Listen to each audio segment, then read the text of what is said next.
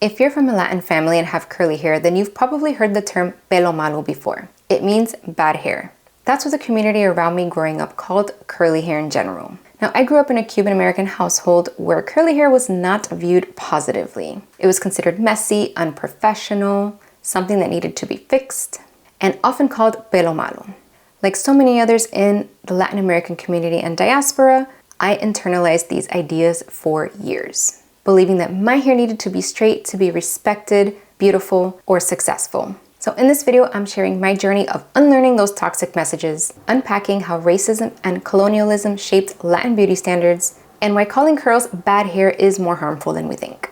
If you've ever felt pressured to change your hair to be accepted or fit in, then this video is for you. If you are offended by the topic of racism, then I encourage you to close out this video and watch something else. This video is not for you.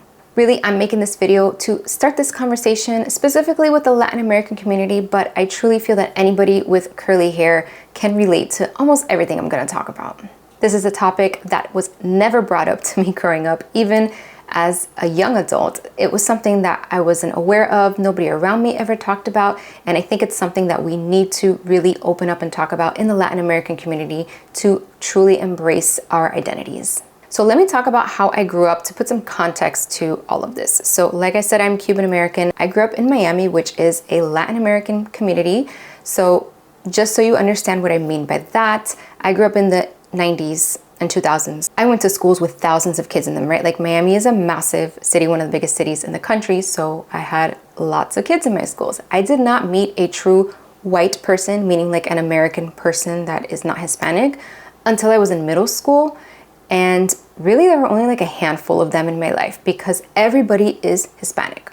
So I grew up with not only my family being Hispanic, but everybody around me being part of that same community. And so the messaging was the same across the board. And I'm sharing this so you can understand my experience. I wasn't an outsider. I wasn't bullied because I was different. We were all the same. And the outsiders would have been the one white kid at school because that's how rare white people are in Miami, or were at the time. I don't know now what it's like. And I will clarify, I technically am white, but every time I have left Miami and gone to other places, people will tell me I am not white. So I don't know. I put white as my race on the papers when I fill out stuff, but people tell me I'm not white because I'm Hispanic. I think race and ethnicity are things I get confused a lot here in America, but I digress. For clarification, I'm using white as in somebody who's not Hispanic, just so we can clarify what I mean by that, because it is true that in the Miami community, when you talk about white people, you're talking about non-Hispanics, right? Everybody outside of that community, even though we consider ourselves white, most of us, the message about curly textured hair, whether it was a little bit curly or super curly, it didn't matter. It was all viewed the same. It was messy, it was wild, it needed to be tamed. It was often called pelomalo, bad hair, or black hair even. And looking at the women around me, not just in my family, in the entire community, right? Like outside of my house, outside in the public, at school, at work.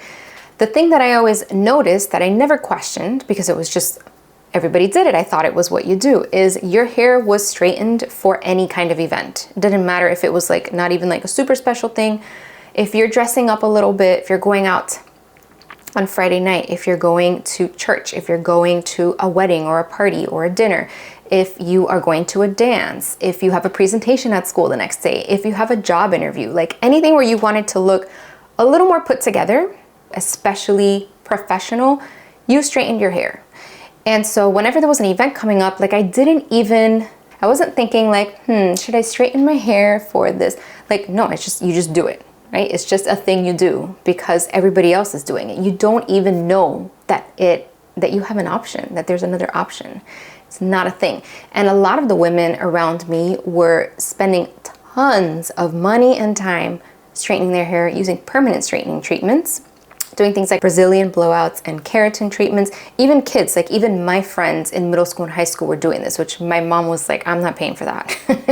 But I begged and begged, please let me straighten my hair permanently. She was like, no, I can't afford that. But for the people who could afford it, they were doing it because it was just the thing. You would never wear your hair curly anywhere that you wanted to look nice and presentable, because then people would look at you and say, oh, what happened? Why didn't you do your hair? Or why is your hair so messy? And then you also always got the comments when you did straighten your hair, like, oh, your hair looks so nice, you look so pretty today. Like all those really positive comments now that your hair is not curly anymore. From the adults in my community, when my hair was curly or people around me had curly hair, because my hair is not that curly, people who had curly hair especially, I always heard people telling them things like, you need to brush your hair, or why didn't you brush your hair today? You know, comments like that. And the message, obviously, that we're all internalizing is curly hair is not good. Curly hair is messy, it's ugly, it needs to be straightened so that people can like the way that you look.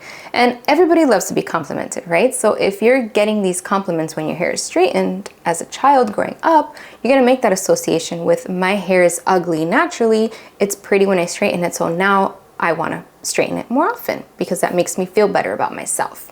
Internalizing all of these messages without even realizing where they're coming from, right? Because the adults don't know that this is steeped in racism. It's just the way they grew up too. It wasn't until adulthood that I realized that was the case, many, many years later. So let's backtrack a little bit and talk about where these ideas came from. Specifically, I'm going to talk about Cuba because that's what I know. My family is Cuban and there's a large Cuban population in Miami, so that's what I grew up around. So Latin America's colonial past introduced these Eurocentric beauty standards, which is pretty much what happened here as well, right? Kind of the same story.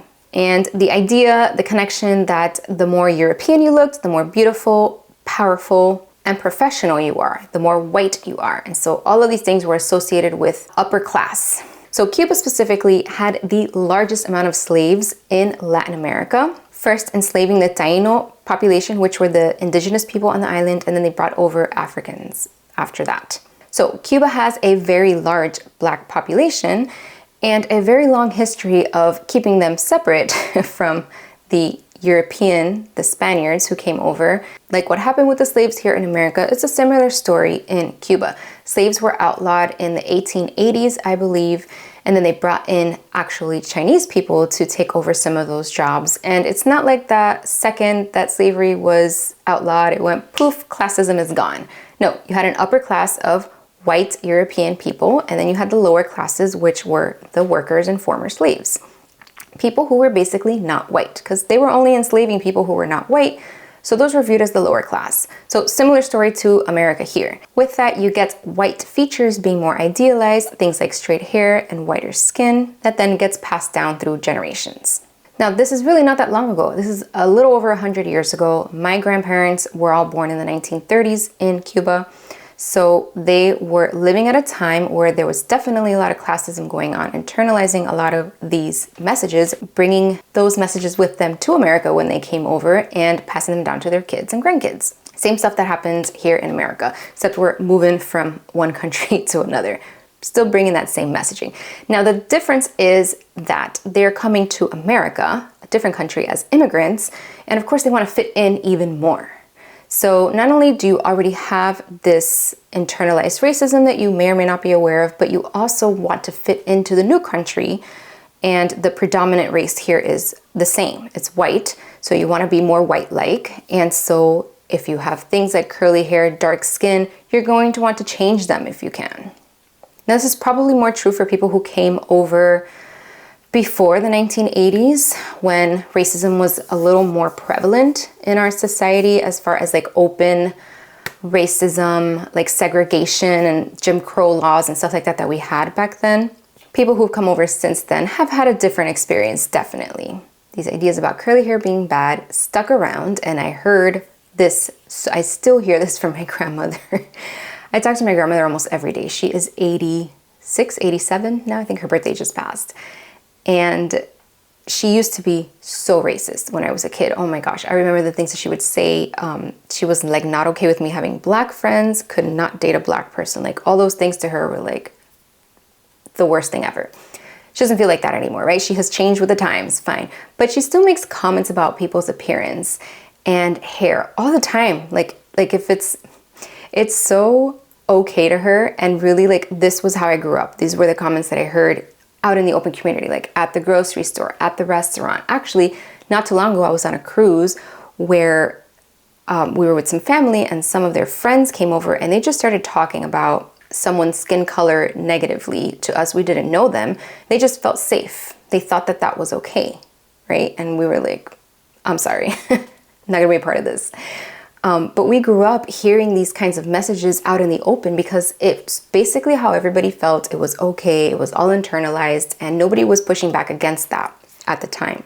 And so she still talks like that, right? So she will still say something about like some family, friends or whatever, interracial couple had a baby and oh, but thank God the baby's skin is pretty. So she's not saying like the baby has ugly, dark skin, but she is implying that, right? Oh, thank God that, or you know, so-and-so has a girlfriend, but she's got bad hair. And I'm like, I always tell her, I'm like, Abuela, why do you say that? What do you mean she has bad hair? Oh, you know, she has like that black hair. Why is that bad? Oh, because it's just not pretty. Like, they don't even know why they believe this stuff. And no one's really pushed back on them before. And I think our generation is doing that. And so thank goodness that we are. We're waking up to all this and realizing it. But I feel like in the Latin American community, we don't talk about it. Like, I have not talked about this with anybody else. And I remember with my friends when I was in middle school and high school, with straightening our hair all the time, it was just like, we just wanted to look pretty, right? There was nothing more to it. We just wanted to look pretty. We felt prettier with straight hair because that was the feedback we were getting from our community. But now, you know, as you get older, how you tend to care less about things and you do what you want and you can really think about stuff is when I realized, like, wait a minute, we were straightening our hair because of years and years of this internalized racism in our community. Like, I didn't even need to do that. My hair was totally fine. Now I see it as beautiful. I wish that I could have seen it as beautiful then. And I hope that future generations, our kids and their kids, don't feel like they have to change themselves to fit in. And I'm talking specifically about curly hair. Obviously, that's what my channel is about, but really it's about everything, right? So the Latin community is very mixed. Yeah, we have white ancestry, we have African ancestry, we have indigenous ancestry. So it is mixed a lot like America is. And so I feel like it's time for us to just celebrate all of it and not feel like we all have to conform to this one beauty standard. Now, thinking of all the women, the Hispanic women that I know that are older, I'm 40, so I'm talking about 50, 60 plus, right? Older than me. And all of them have curly hair. My mom is the only one who actually wears her hair curly. I can't think of anyone else I know in that age range that has naturally curly hair, Hispanic. Oh, wait, I have a friend's mom who does. 2 people. Everybody else, all the other women, still straighten their hair. And they do the thing where they do those like permanent treatments, or they do like a Brazilian blowout every week that lasts the whole week, and then they won't go swimming. They won't, like, you know, it's a lifestyle. You got to avoid all this kind of stuff. And so they're still living like this now in 2025 when they don't have to anymore. Because all of this messaging has really created a lot of shame around our textured hair. One thing I think this does is it really disconnects us from our identities, from our heritage mainly. I know that, like, with my father's side of the family, they will not acknowledge the idea that there is African ancestry in there. However, with my mom's side of the family, it's something we can talk about, it's fine. But his side of the family, they're still not ready to deal with that. And I think that is part of the problem. So we have had generations of women growing up where they have to constantly fight against their natural hair texture because they don't ever see it celebrated in their communities. And so that's the change that I hope to see. Like we have had with the curly hair movement over the last 10 years, I'm hoping that the same thing happens in the Latin community. I think they're a little bit behind.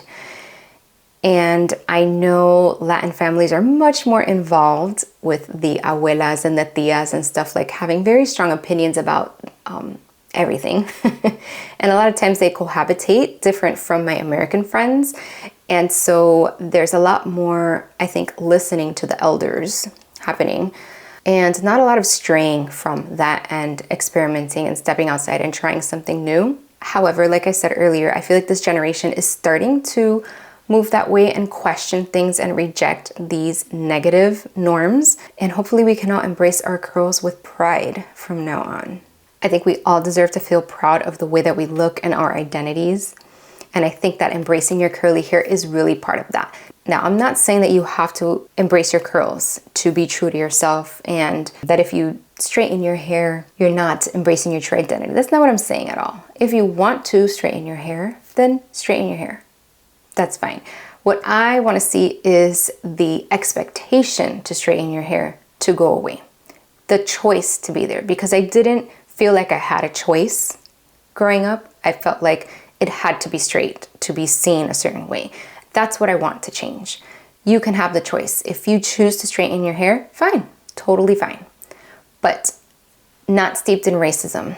That's the key.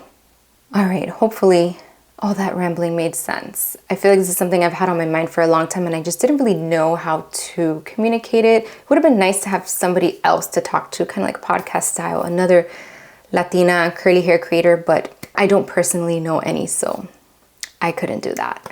But let me know in the comments, what do you think about this topic? If you're a Latina, did you have a similar experience growing up? And if you're not, I mean, I'm sure you can relate, right? I'm sure there's a ton of stuff that I talked about is so similar for you, even if it wasn't because of the whole Latin thing. I just would really love to see that word or the phrase pelomalo disappear from the community. I hate that term so much. All right, that's all I've got for you today. So if you want more of my ramblings on influencers and how influencers have totally ruined curly hair, then watch this video next. It's called 5 Things Curly Hair Influencers Have Brainwashed Us into Thinking Are Normal but Are Not.